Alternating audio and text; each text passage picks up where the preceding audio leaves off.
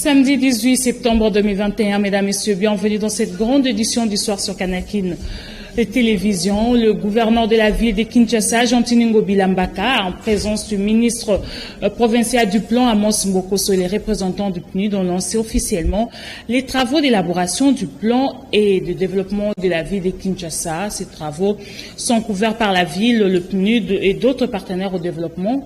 À la fin de ces travaux, la ville de Kinshasa sera dotée de son plan de développement qui sera immédiatement amorcé. Alain Noka, reportage.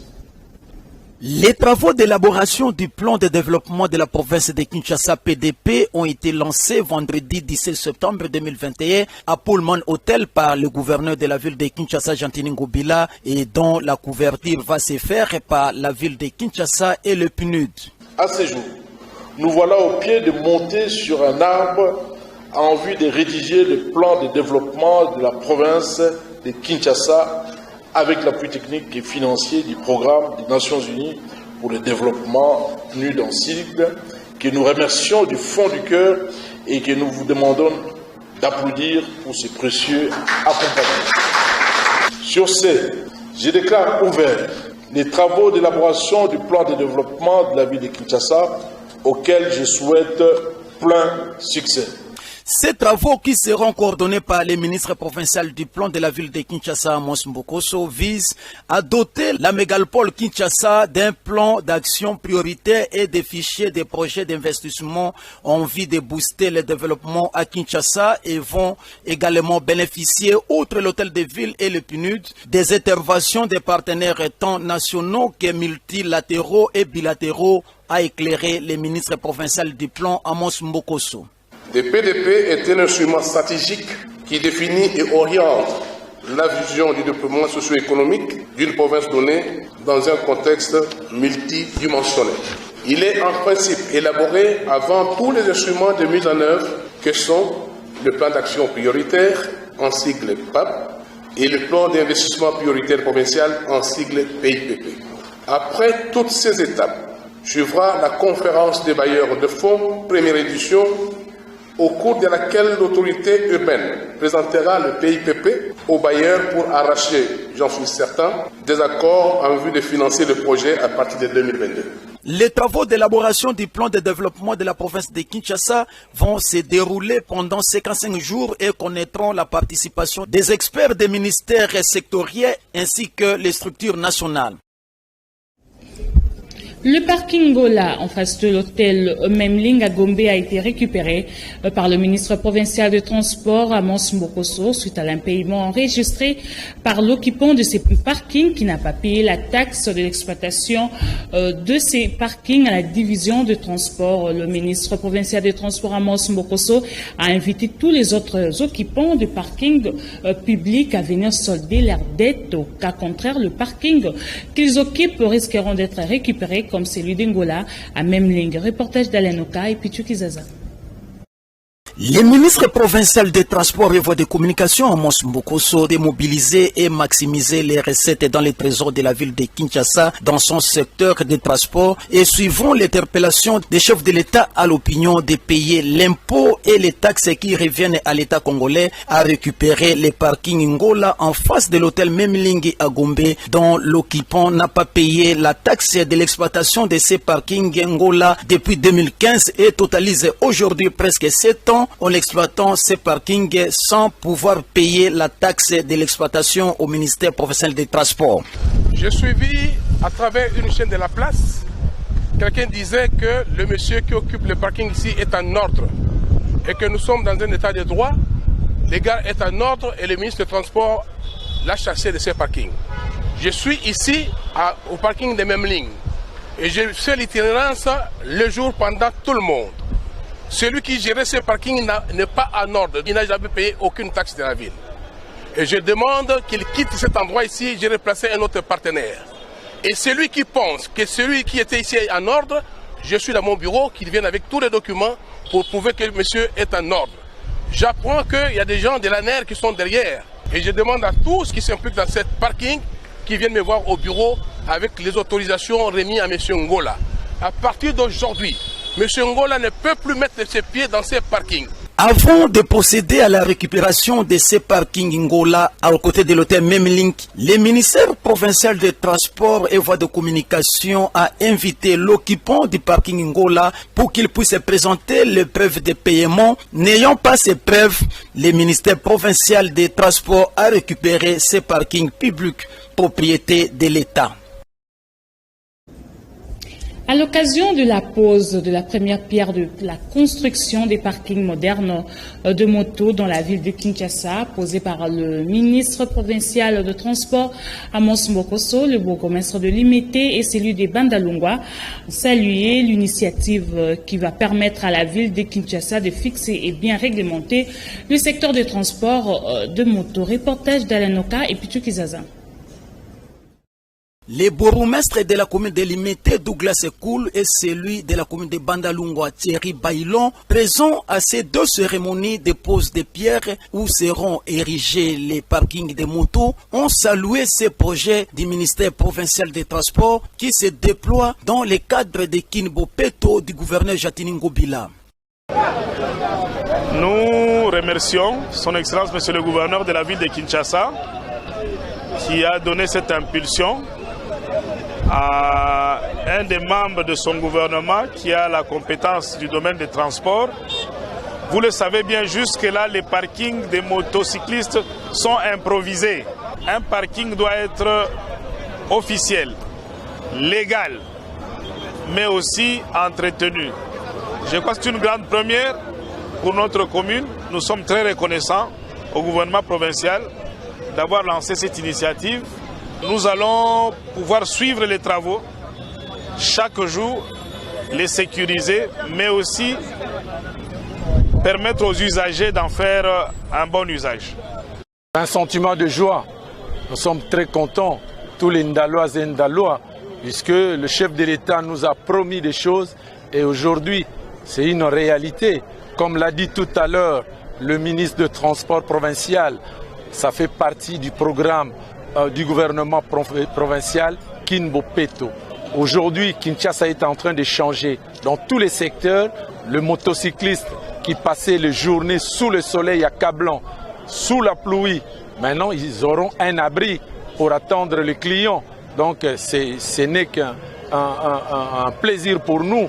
Ils vont travailler dans des conditions décentes et ça nous fait plaisir. On remercie infiniment le chef de l'État. Fachi Béton, on a vu les sauts de moutons, on a tout vu. Voilà, maintenant on a un parking de véhicules. On remercie du fond de cœur aussi le gouverneur de la ville-province de Kinshasa. Le ministre des Transports restant toujours dans ce secteur, cette fois-ci, c'est le ministre des Transports national, de voies de communication et des désenclavements, Chéribin Okende Senga, qui a effectué une descente dans la commune de Lansele. Sur place, le ministre des Transports a fait une découverte de 161 bus de marque Mercedes alloués à Transco dans le premier lot abandonné dans 2 parcelles privées situées à la 3e rue Nouvelle Cité de la commune de Lansele. Suivez. Le ministre des Transports, Voies de Communication et des Désenclavements, Chéribin Okende, a effectué le jeudi 16 septembre 2021 une descente dans la commune de Lansele. Il était accompagné de l'équipe dirigeante des Transco.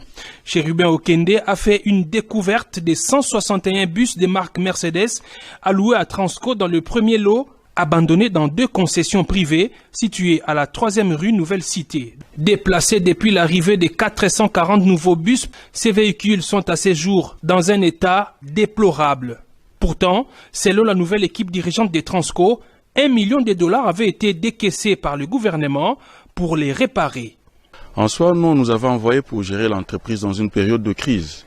Et parmi les constats catastrophiques que nous avons eu à faire, c'est notamment le stockage ou le cantonnement de ces 161 bus sans motif quelconque. On les a même emmenés alors qu'il n'y avait pas de grosses pannes.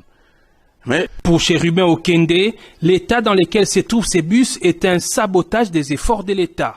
Il y a des criminels qui méritent d'être vraiment mis hors d'état de nuire à la République. Ici, nous venons de faire le constat de 161 bus cannibalisés, sabotés, pour décourager l'effort du gouvernement. Il faut noter qu'il y avait même de l'argent qui est sorti du Trésor public pour réhabiliter ces bus. Mais tout cela, Dieu seul sait où est-ce qu'on a décidé de nuire. À son retour, Chérubin Okende s'est rendu à la Direction générale des Transco. Ici, le ministre a visité au total 43 bus Mercedes réparés par la nouvelle équipe dirigeante, dont une partie sert déjà au transport urbain. Le ministre a également procédé à la remise symbolique des nouvelles tenues de travail acquis par les nouveaux dirigeants pour les techniciens. Le ministre a, avant de quitter les installations des Transco, exhorté les agents à un travail responsable.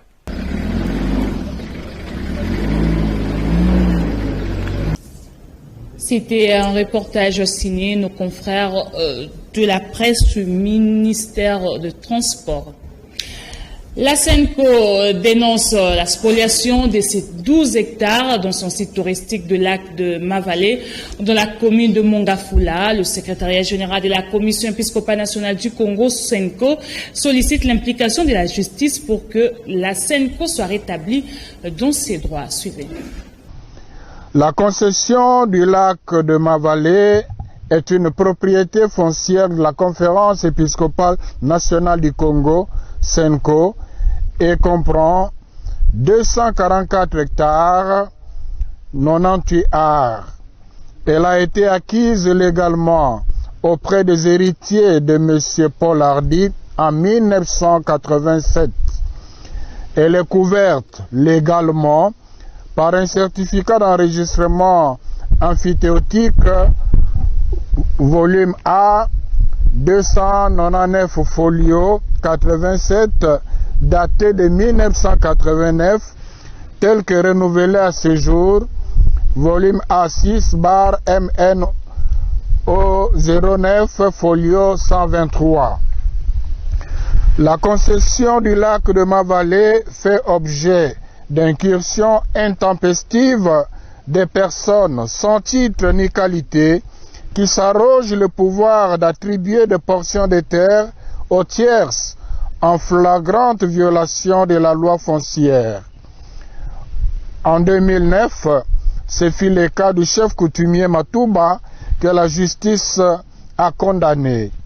Aujourd'hui, comme vous pouvez le constater, c'est le cas du chef coutumier Kilesi qui a spolié la SENCO de 12 hectares en vendant des parcelles à ses clients. Cette situation est inadmissible dans un état de droit.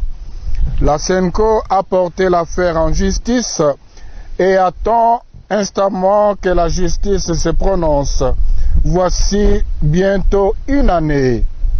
Entre-temps, la spoliation et la destruction méchante continue de plus belle, avec un impact sur l'écosystème qui ne peut laisser indifférents les autorités publiques.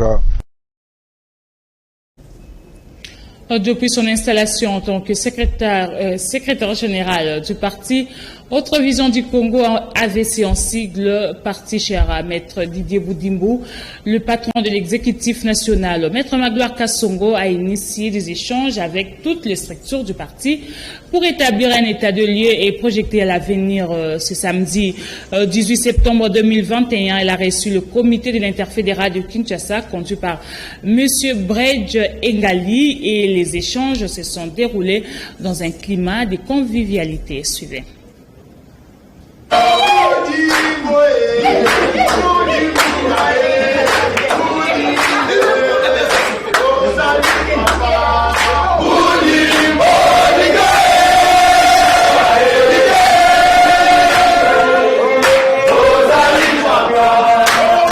Je suis en train de faire un travail qui consiste à faire l'état des lieux du parti. J'ai commencé d'abord par recevoir l'exécutif national avec tous les nationaux. Nous avions échangé et ils m'ont fait état de la situation réelle du parti et je l'ai fait avec la Ligue des femmes et la Ligue des jeunes de l'AVC. Aujourd'hui, c'était le tour de l'interfédéral ville de Kinshasa. Je suis arrivé pour échanger avec tous nos représentants, tous les staffs de la Ligue de l'interfédéral ville de Kinshasa pour voir comment nous devons marcher parce que nous avons au-devant de nous les défis qui nous attendent les défis d'accorder à notre président de la République une majorité écrasante aux élections de 2023, les défis de faire de l'AVC les plus grands alliés de l'IDPS. Alors pour ce faire, il y a un travail à faire et seul, je ne pourrai pas faire ce travail. C'est pourquoi je suis en train de faire ce travail d'ensemble, de mobiliser toutes nos structures pour que nous puissions nous liguer comme un seul homme afin de relever ces défis. Les défis de permettre à l'AVC d'avoir, sinon d'imposer sa voix aux assemblées. Parce que s'il faut prendre toute la ville de Kinshasa, toute l'équipe, je pense qu'on allait avoir un problème de l'espace. Nous avions demandé à ce que nous puissions avoir seulement l'échantillon, des responsables seulement, des structures pour échanger avec eux. RDC Ouganda, la clôture de la première réunion du comité de pilotage de travaux de construction des axes Pondwe, Kassindi, Beni, Butembo, Bunia, Goma, Rutshuru est intervenu le jeudi 16 septembre à Kinshasa. Le ministre des ITP, Alexis Guizaro, était très satisfait de ces assises. Je vous laisse suivre ces récits de Lydie Lufuladio. Cet échange des documents entre le chef de la délégation congolaise et celui de l'Ouganda ainsi que l'entreprise contractante d'autres services marque la fin de 2 jours des travaux intenses du comité de pilotage du projet de construction des axes routiers RDC Ouganda tenu à Kinshasa. C'est le ministre d'État, ministre des Infrastructures et Travaux Publics qui a clôturé solennellement cette séance. Alexis Guizaro Mouvouni s'est dit satisfait du travail abattu par le comité de pilotage de ce projet qui a élaboré un tableau de bord qui permettra à chaque partie de respecter ses obligations. Grande est ma joie et grande est ma satisfaction d'entendre le mot des différentes délégations qui sont ici ce soir, parce que j'ai cru comprendre que les travaux se sont déroulés dans un climat de sérénité, de fraternité, mais surtout un climat de responsabilité face aux défis qui sont les nôtres. Comme cela a été dit, ce défi est un défi qui, pour moi, est un exemple par rapport à la future coopération qu'il y aura entre les 2 pays. Du succès de nos travaux dépendra également l'allure que prendra la collaboration entre les 2 pays que nous voulons fructueuse. Conformément aux prescrits de l'accord de développement signé en mai 2021 à Entebbe, le gouvernement congolais a accueilli cette première réunion du comité de pilotage. À l'issue de cette séance, d'autres services, entreprises contractantes, a rassuré que le projet avance normalement. Une matrice de responsabilité de chaque partie établie, le chronogramme fixé, voilà qui a réjoui les chefs des 2 délégations dans leurs allocutions à cette occasion. Le ministre Alexis Guizaro croit dur comme fer à l'aboutissement heureux de ce projet initié par les présidents Félix Tshisekedi et Yoweri Museveni. La remise des routes et du camp d'hébergement est donc prévue pour le 16 octobre prochain. Par l'entremise de sa représentation régionale en République démocratique du Congo, la Voix de l'Amérique a organisé un atelier sur le thème santé, le rôle et les responsabilités des journalistes. C'était à l'hôtel Sultani du 15 au 17 septembre. Prince Yamboy, reportage. Au cours de cet atelier de 3 jours, plusieurs thématiques ont été exploitées dans le but de capaciter les journalistes dans leur rôle et responsabilités. Un accent particulier a été mis dans les contextes actuels de la Covid-19. Pour la représentante régionale de la Voix de l'Amérique en RDC, cet atelier vient renforcer les capacités de journalistes RD congolais et de Brazzaville. Chaque année, on choisit des thèmes différents. Ça veut dire c'est selon les besoins des fois. Ça veut dire des fois on lance des sujets à nos partenaires. On demande ce que vous voulez. Est-ce qu'il y a des besoins par exemple sur tel sujet, tel autre sujet. Mais cette année particulièrement, vous le savez, je me le répète encore, on a cet état Covid, cet état sanitaire. Donc il nous fallait que de pouvoir parler santé. Et donc je crois que c'est primordial pour le moment que de pouvoir parler santé dans tout ce que nous faisons. Pour les participants, cet atelier tombe à point nommé parce qu'il vient renouveler encore l'engagement de journalistes en cette période de crise sanitaire. J'ai retenu ma responsabilité en tant que journaliste dans le traitement des questions liées à la santé. C'est une formation qui tombe au moment voulu, car en ce moment, le monde entier, de manière générale, et la RDC en particulier, on est décimé par cette pandémie de coronavirus. Il y avait certains détails assez importants dans le traitement des questions de santé que je n'arrivais pas à maîtriser.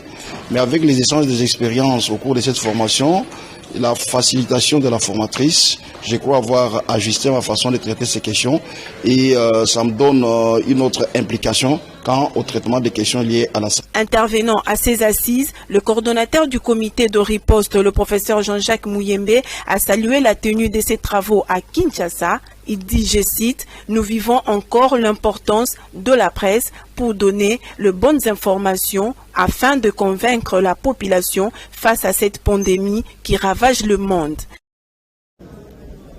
L'ancien gouverneur de la province de la Mongala, Crispin Ngboundou Malengo, est arrivé à son fief électoral à Bumba, en provenance de l'Issala. Cette descente intervient dans le cadre de l'écoute de la population de Bumba. Elle lui fixée sur les enjeux sociopolitiques de soutenir le chef de l'État, Félix Antoine Tshisekedi Tshilombo, la tenue imminente des élections du gouverneur et vice-gouverneur de la Mongala. Un reporter signé Alain Oka. Après son arrivée à Lissala, capitale des institutions de la province de la Mongala, le mieux élu du peuple mongalais, Crispin Ngboundou Malengo, est arrivé à Bumba, à la terre de ses ancêtres, où il a été élu massivement par ses concitoyens, et c'est en provenance de Lissala durant près de 2 heures de navigation fluviale. Aussitôt accosté au port de Bumba Lokoli, le gouverneur honoraire de la Mongala, affectueusement appelé Nkosi, pour dire lion qui symbolise sa force de frappe politique sur terrain et l'amour qu'il manifeste envers ses frères et sœurs et ses électeurs, a été chaleureusement accueilli par une foule immense venue de tous les quartiers de la ville de Bumba, qui l'a escorté de l'avenue du fleuve en passant par route Manga avec des cris et slogans du soutien pour chuter enfin au rond-point Mobutu sur l'avenue qui porte les noms du maréchal et président du Zaïre. Sur place, l'honorable Crispin Ngboundou Malengo a été clair. Il a demandé à la population de Bumba de soutenir la politique des chefs de l'État, Félix Tshisekedi Tshilombo, et de demander à cette même population de soutenir les députés nationaux et sénateurs du caucus de la Mongala pour leur détermination à démanteler les réseaux des prédateurs à Mongala. biso nyonso soki mwa makambo azalaki tosilisa yango bao baza na Kinshasa baministre nationaux baministre provinciaux badepute nationaux provinciaux biso nyonso bazali politike tozala bomoko ndenge tomonaka batata na biso oyo basalaka politike liboso na biso ndenge bazalaki tokabwana bino te nzoka nde nzembo moko biso toyembaka awa oyikanaka kondako tokobuka likelema ye.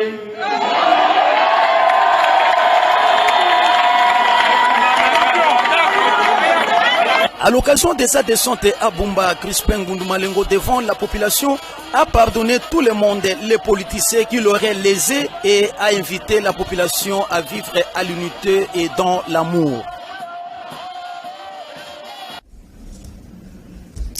C'est complètement fini pour ce soir. Si vous avez aimé cette édition, dites merci à l'équipe technique coordonnée par Mike Kamwaka, Koupar Bola, Alain Oka et Freddy Takidi, Tony Binda. Si Dieu le veut, je vous retrouve encore la semaine prochaine, le samedi. Mais en attendant, respectons le geste barrière pour freiner la propagation de la COVID-19 en République démocratique du Congo. Que Dieu nous garde. Au revoir.